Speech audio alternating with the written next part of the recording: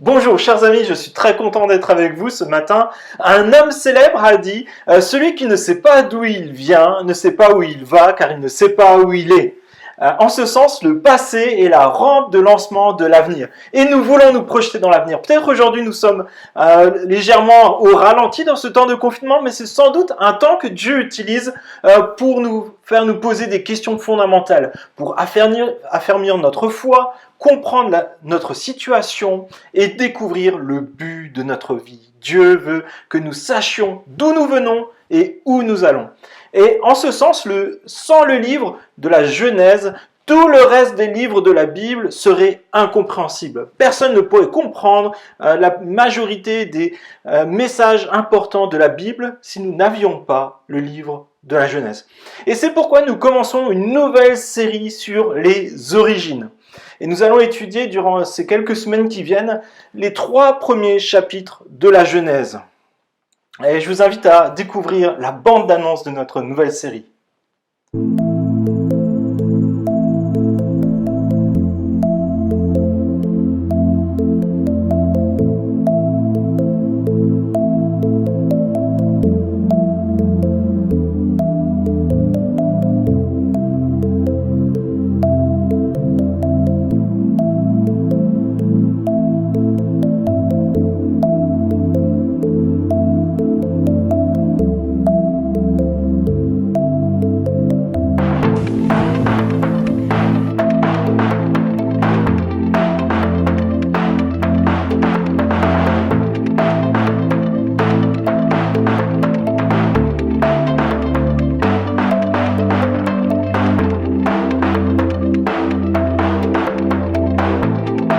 Comprenez cela, la Bible a été donnée au peuple d'Israël, alors que le peuple d'Israël était entouré de plein d'autres peuples qui, eux, croient en un panthéon de dieux. Par exemple, les Égyptiens, vous savez, avec les sphinx, avec les dieux, avec des têtes d'animaux, avec les crocodiles et ainsi de suite.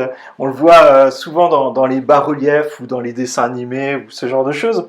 Mais en fait, pour eux, c'était vraiment une réalité que ces dieux existaient, que c'était un mix entre des êtres divins qui ressemblaient à la fois des animaux, des hommes et ainsi de suite. Mais aussi, et surtout, avant de rentrer dans le pays de Canaan, il faut savoir que les peuples du pays de Canaan faisaient des sacrifices humains et même des sacrifices d'enfants.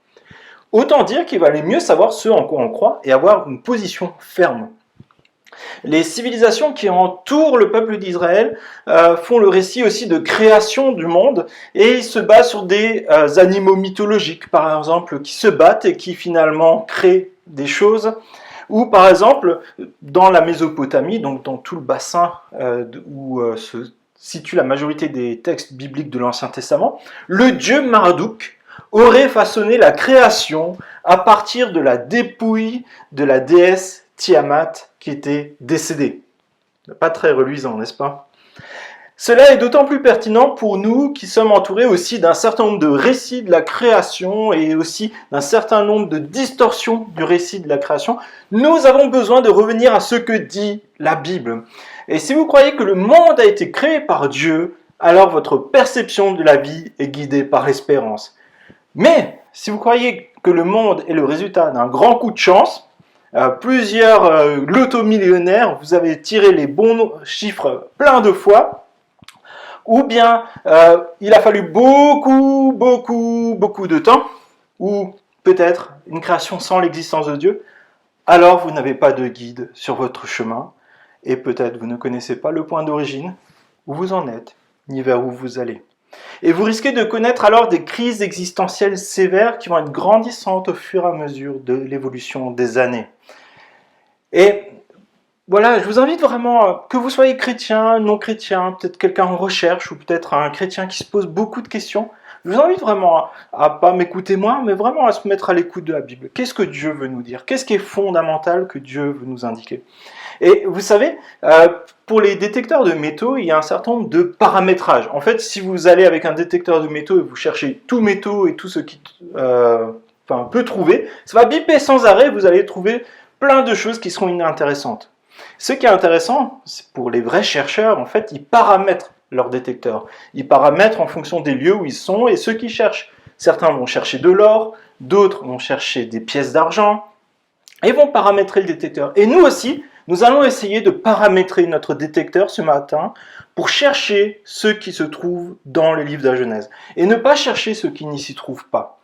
Alors, premièrement, je voudrais faire quelques remarques. 2 remarques importantes pour bien cerner ce que nous cherchons et régler notre détecteur. Le récit de la Genèse n'est pas un manuel de terraformation. Désolé, il n'y a pas de manuel de terraformation dans le livre de la Genèse. Le but de Dieu n'est pas de répondre à la question comment. Vous perdez votre temps si vous cherchez des détails en faisant des spéculations avec le peu d'informations dont nous connaissons et le peu d'informations que Dieu nous donne sur les données scientifiques et de comment il a fait les choses. Par contre, le but de Dieu dans ce texte est de répondre à la question qui et pourquoi. Et nous prendrons beaucoup de temps à nous poser la question du qui et du pourquoi. Donc ce n'est pas un manuel de scientifique que Dieu nous a confié. Deuxièmement, le récit de la Genèse n'est pas non plus poétique ou allégorique. Comprenez bien qu'il y a une dimension poétique dans la construction des phrases, c'est une sorte de chant d'adoration qui célèbre Dieu et son œuvre, mais selon moi, et selon la majorité sans doute des évangéliques au fur et à mesure des siècles, ce texte est avant tout un texte narratif, historique et littéral. Pourquoi je dis ça ? Tout d'abord, la raison principale, c'est que Jésus et les apôtres interprètent la Genèse de manière littérale, lorsqu'il est question par exemple de la création d'Adam et Ève, du mariage, de la chute, du déluge, l'espérance d'un nouvel Adam, Abraham et les bénédictions qui vont vers tous les peuples.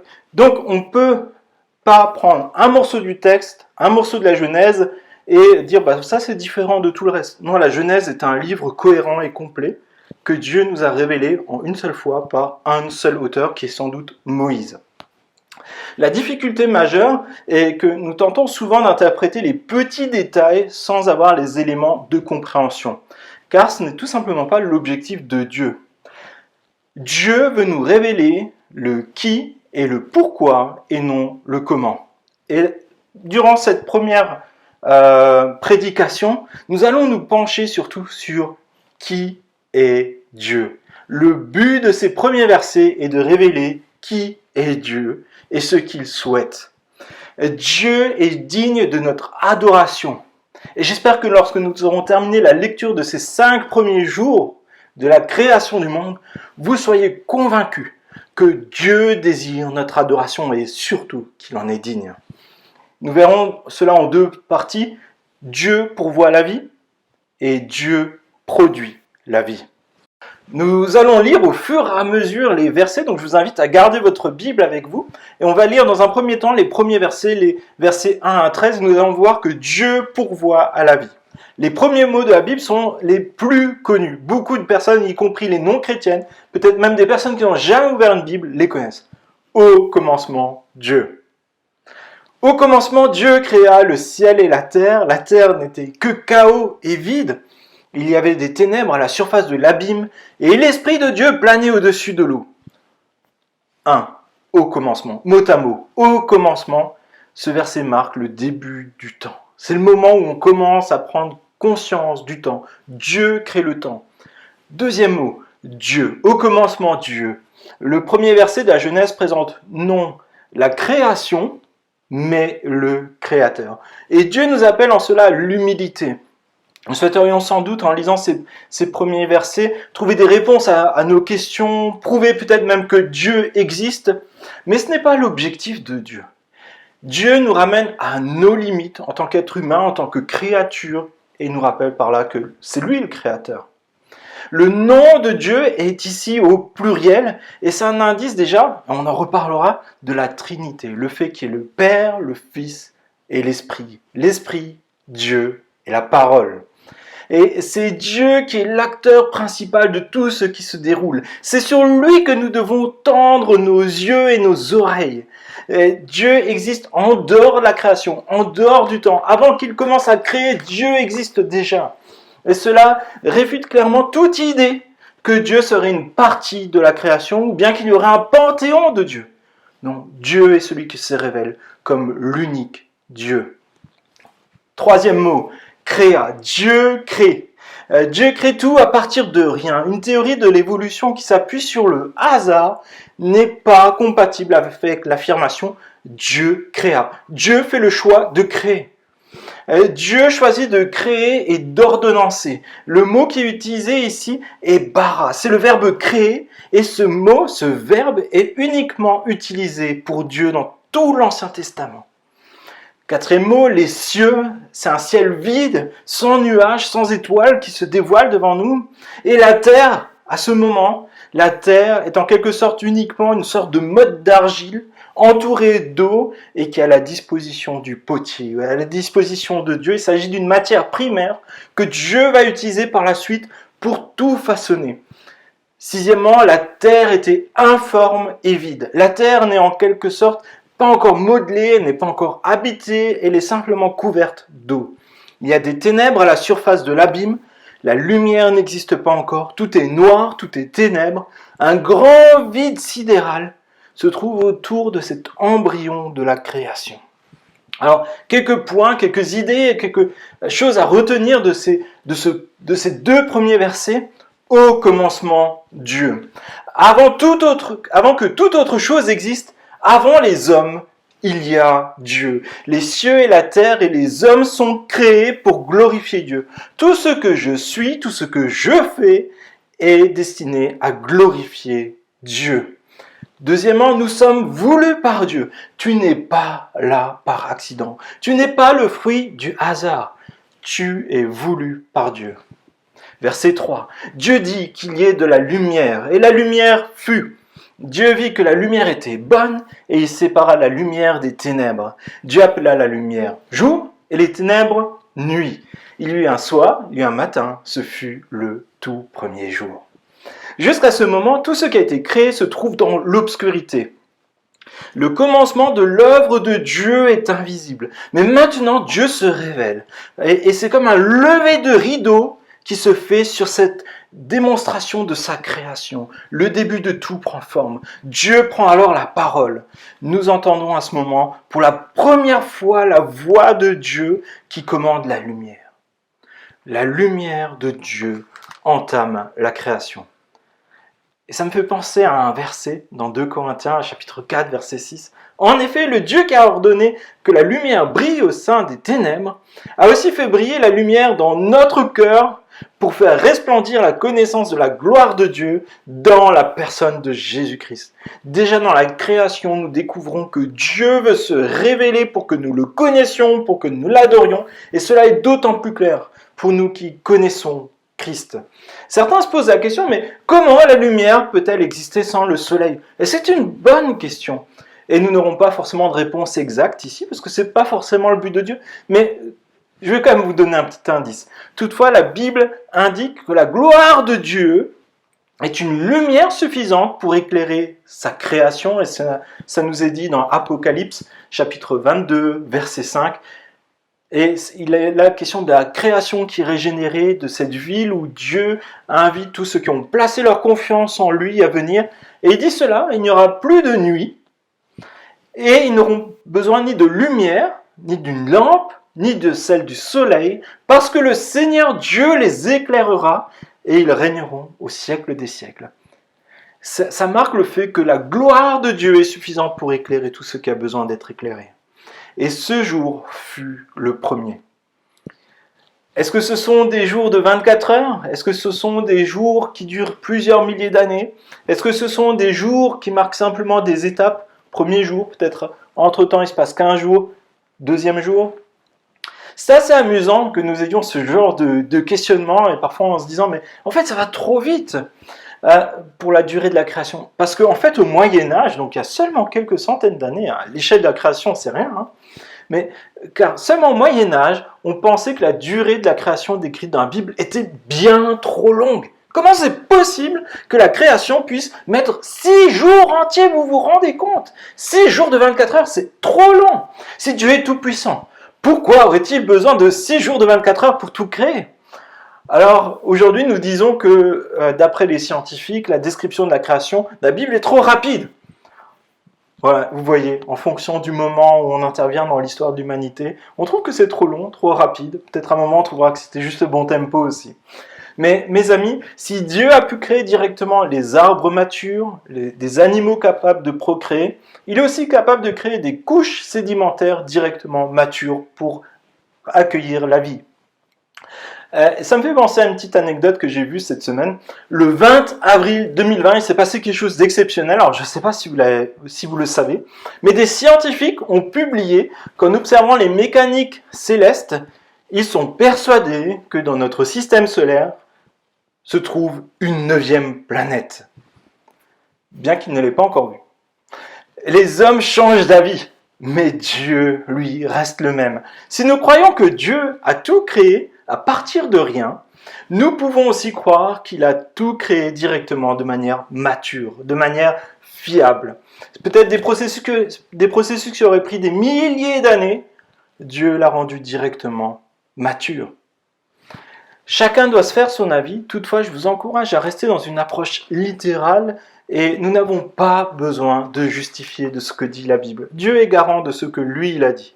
Nous avons simplement à l'écouter, nous mettre à son écoute et lui obéir. Verset 6, Dieu dit qu'il y a une étendue entre les eaux pour les séparer les unes des autres. Dieu fit l'étendue et sépara ainsi l'eau qui est en dessous de l'étendue de celle qui est au-dessus. Et cela se passa ainsi. Dieu appela l'étendue ciel, et il y eut un soir, il y eut un matin, et ce fut le 2e jour. Rappelons-nous qu'à cette étape de la création, la terre est encore informe et vide, et sous la forme avec de l'eau autour, et une alternance entre de la lumière et des ténèbres. Et Dieu crée une seconde étendue d'eau, qui va séparer les eaux terrestres des eaux célestes. Cela va créer et former l'atmosphère de la planète, une couche de protection qui est indispensable à la vie pour qu'elle puisse se développer. Verset 9, Dieu dit que les eaux qui sont au-dessous du ciel se rassemblent en un seul endroit et que le sec apparaisse. Et cela se passa ainsi. Dieu appela le sec terre et la masse des eaux mer. Et Dieu vit que c'était bon. Puis Dieu dit que la terre produise à verdure, de l'herbe à graines, des arbres fruitiers qui donnent du fruit selon leur espèce et qui contiennent leurs semences sur la terre. Et cela se passa ainsi. La terre produisit la verdure, de l'herbe à graines selon leur espèce et des arbres qui donnent du fruit et contiennent leurs semences selon leur espèce. Dieu vit que c'était bon. Il y eut un soir, il y eut un matin, ce fut le 3e jour. Dieu commande aux eaux de la terre de se rassembler en un seul endroit et la terre alors émerge. Et Dieu commande alors la production de toutes les espèces végétales. Et dans ma compréhension, s'il y a des plantes, il s'agit là de plantes en pleine maturité, capables directement de se reproduire et d'envahir tout l'espace que Dieu lui confie. La végétation se multiplie avec abondance et c'est vraiment dans la diversité des espèces végétales.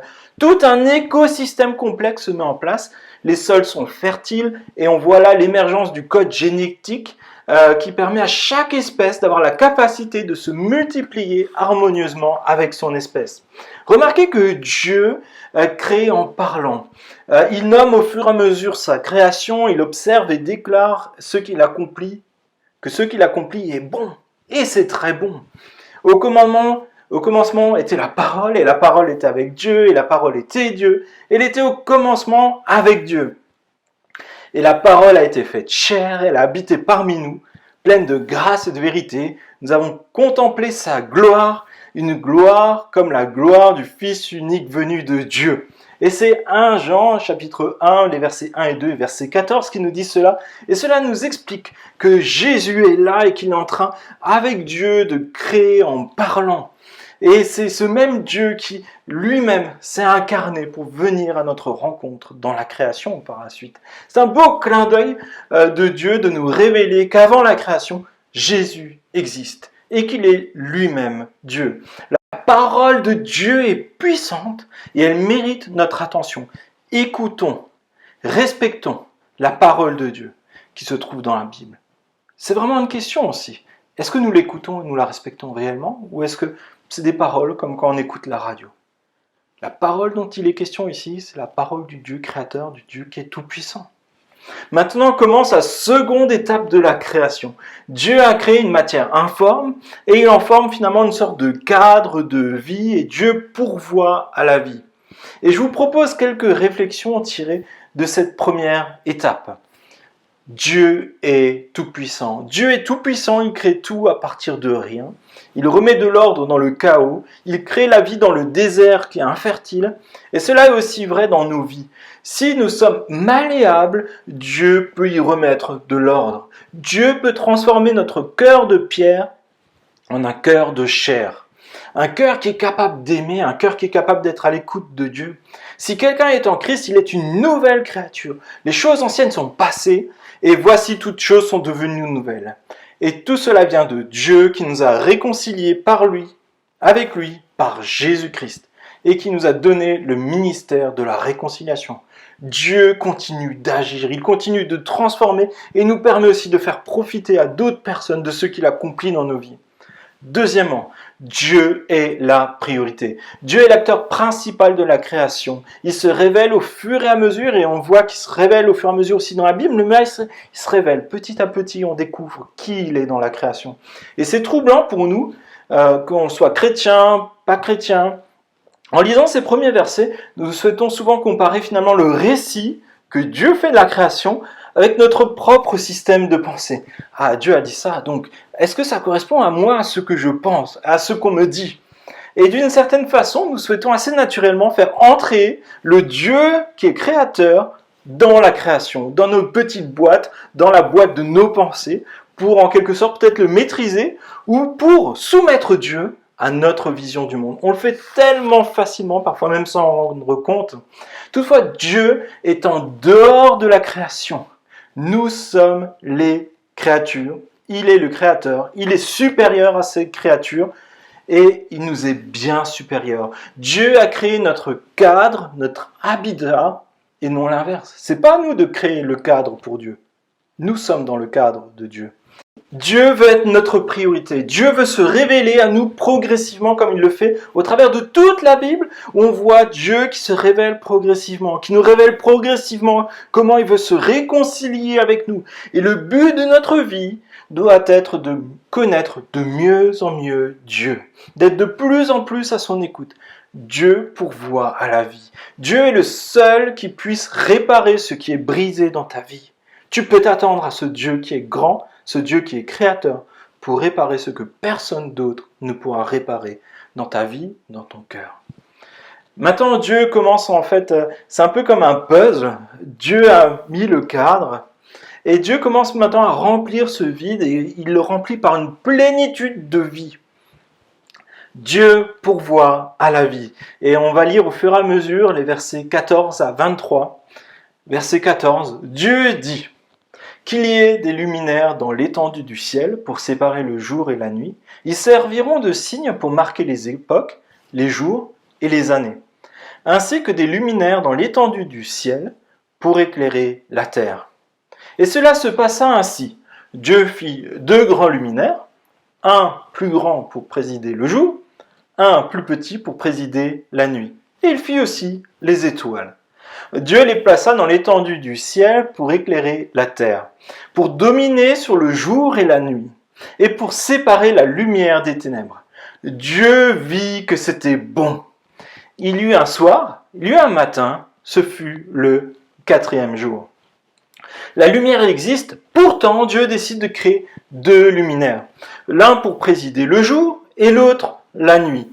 Et ce qui est remarquable dans ces versets, c'est que Dieu explique pourquoi il les a créés. Même dans la nuit, une lumière doit persister et aider pour nous guider. Il y en a un peu de même de nous. Même dans les jours des plus grands ténèbres de nos vies, malgré peut-être ton rejet de Dieu, de rejeter tout ce qui est lié à Dieu, Dieu conserve pour toi et aussi pour moi, lorsqu'il y a des moments où je chute, des moments où j'ai des doutes, Dieu pourvoit pour moi à une petite lumière d'espoir. Et vous savez, ce qui est fort avec la lumière, c'est que même une petite lumière, peu importe la noirceur des ténèbres, elle traverse la nuit. Elle traverse la nuit la plus importante pour nous ramener à Dieu comme un phare. Et le soleil et la nuit introduisent la notion de saison, de durée, mais aussi de rythme du cours de la vie. On en reparlera aussi lorsqu'il sera question du repos. Mais Dieu veut rythmer notre vie, veut qu'on ait des temps marqués pour toutes les étapes importantes de nos vies. Alors que l'on peut voir à l'œil nu 10 000 étoiles, si on est bien positionné au bon endroit, peut-être sur une montagne, les astronomes, eux, estiment que notre galaxie en comporte 200 milliards d'étoiles. Ce qui est remarquable, c'est que Dieu finalement se contente de cette petite phrase et il fit les étoiles. Genre, c'était pas grand-chose. Et c'est une belle manière que Dieu a de nous rappeler que malgré l'immensité de son pouvoir créateur, l'immensité de sa création, il est attentionné envers cette petite bille bleue qui flotte dans l'espace et ses habitants qui y vivent. Et c'est vraiment beau de voir combien Dieu prend soin de nous et combien il est focus sur nous. Est-ce que nous sommes focus sur Dieu? Et Dieu vit que c'était bon. Verset 20, Dieu dit que l'eau pullule d'animaux vivants et que les oiseaux volent dans le ciel au-dessus de la terre. Dieu créa les grands poissons et tous les animaux vivants capables de se déplacer. Et l'eau en pullula selon leur espèce. Il créa aussi tous les oiseaux selon leur espèce. Et Dieu vit que c'était bon. Et il les bénit en disant, reproduisez-vous et devenez nombreux et remplissez les mers et que les oiseaux se multiplient sur la terre. Et un soir, et un matin, ce fut le 5e jour. C'est une étape très importante du tableau qui est en train de se dessiner devant nos yeux. La vie prend sa place avec abondance dans les mers et dans le ciel. Et il crée des êtres autonomes qui se déplacent, qui mènent leur vie. Dieu crée tous les animaux dans la diversité, mais aussi dans l'harmonie. Des animaux aquatiques, des animaux célestes, de toutes les tailles, de toutes les espèces qui vont se multiplier selon leur espèce.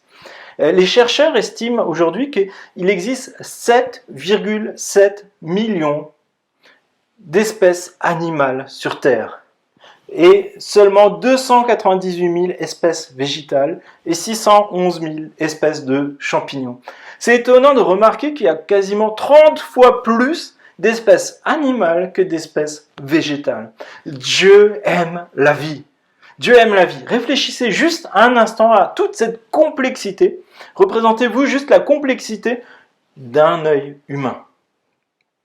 Un œil qui capte les informations, les transmet au cerveau en haute définition. Imaginez déjà juste parmi les humains, il est de plusieurs couleurs différentes. Imaginez maintenant juste la complexité de tout un être humain avec les nerfs et tout ce qui se trouve. Imaginez maintenant cette complexité pour un escargot, pour un oiseau, pour une baleine, et ainsi de suite. C'est vraiment la preuve que Dieu va dans tous les détails, une méticulité. Dieu va dans tous les détails et il fait toutes choses parfaites. Et c'est tellement beau de voir à la fois tout ce qui est tellement grand et tellement petit, tout est bien géré. Et pour la première fois, Dieu s'adresse aux êtres vivants. Reproduisez-vous, devenez nombreux et remplissez les mers, que les oiseaux se multiplient sur la terre. La multiplicité des modes de fécondation animale et végétale, c'est tellement impressionnant. Imaginez juste que certains végétaux laissent simplement s'envoler leurs semences, d'autres nécessite que peut-être ça soit des cours d'eau qui les emmènent. Imaginez pour les êtres vivants, certains portent leur nouveau-né dans leur ventre, d'autres pondent des œufs. Imaginez juste tout ça. Et ça, c'est juste sur la façon de porter. Imaginez toute la complexité, toute la variété que Dieu a donnée.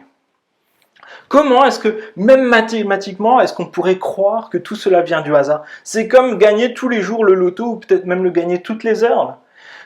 La multiplicité de la façon dont Dieu agit prouve que c'est vraiment Dieu qui pilote toutes choses, et que c'est vraiment lui qui pilote tous les événements de la création, et qui pilote encore notre destin aujourd'hui.